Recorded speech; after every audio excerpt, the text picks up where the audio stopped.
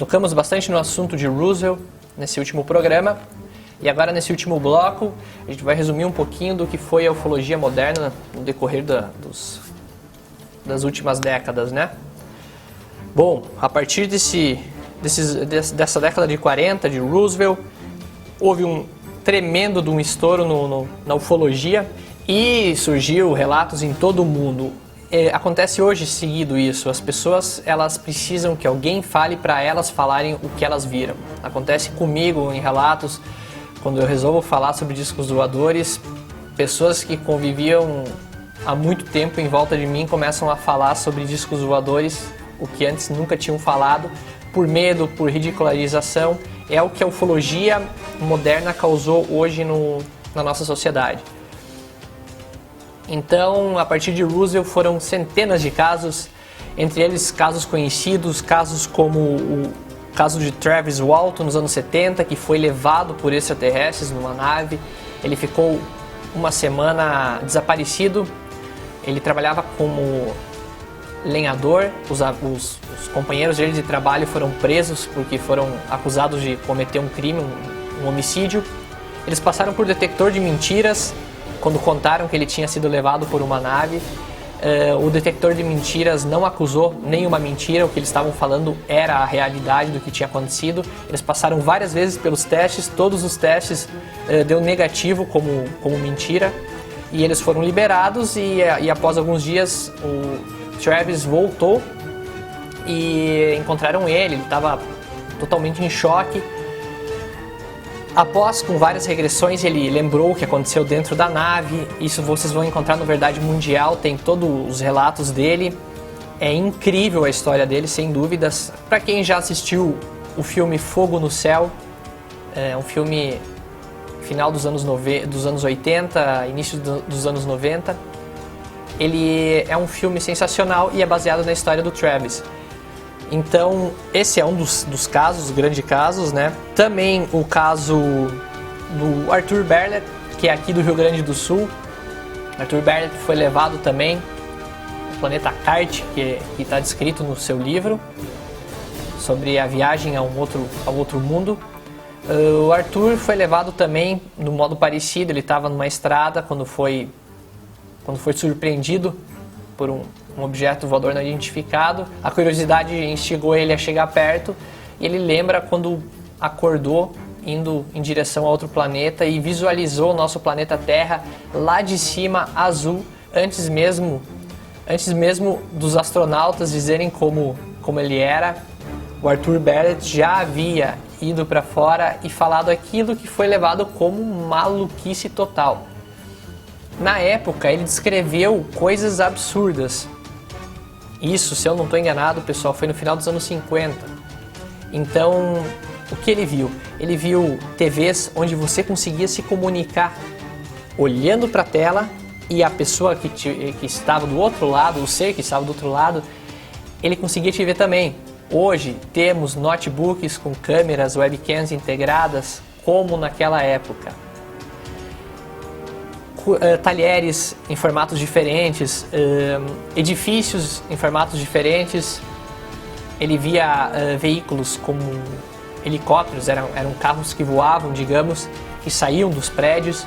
Então ele teve uma visão de um futuro mesclado com o que nós já temos e o que nós poderemos ter no futuro. Isso ele viu em 1958, no planeta Jakar. Ele voltou, contou sua história num livro muito detalhadamente. Ele conta assim detalhes sobre a política, sobre os governos deles, o modo de vida. Então são provas detalhadas de testemunhas que confirmam. Arthur Bartlett foi outra pessoa que confirmou até o seu falecimento. Ele nunca citou que aquilo fosse uma mentira, ele sempre teve total ciência do que aconteceu e também nunca quis uma divulgação. Ele sempre teve uma vida simples. A maioria dessas pessoas sempre teve vida simples. A gente nota na hora quem quer divulgação, quem quer ganhar dinheiro e quem quer apenas contribuir com o que viu. Isso é um caso nacional. O nosso Brasil é repleto de casos.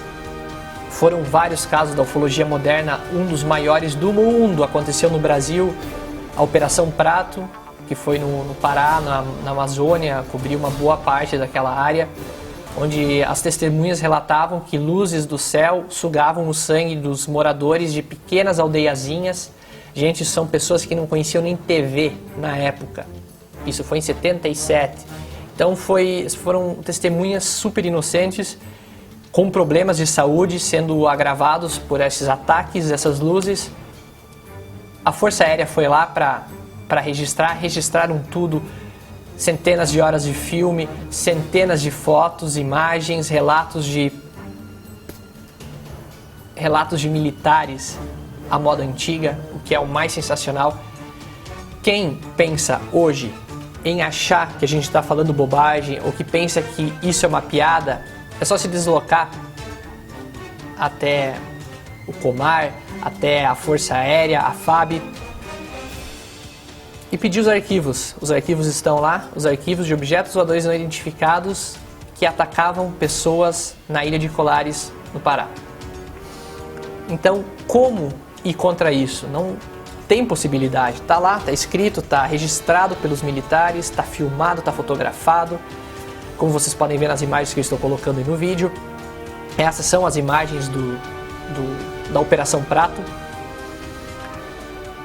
O nosso maior caso de todos do Brasil, que ficou conhecido, popularizado e ridicularizado, que foi o caso do ET de Varginha em 96, 97. Foi um caso que gerou polêmica em todo o Brasil. Só que foi um caso muito abafado, foi um caso desvirtuado, foi um caso que essas pessoas envolvidas foram chantageadas. Teve caso de morte por parte de um policial que foi tentar ajudar na captura, morreu de forma inexplicada, como consta no seu atestado de óbito.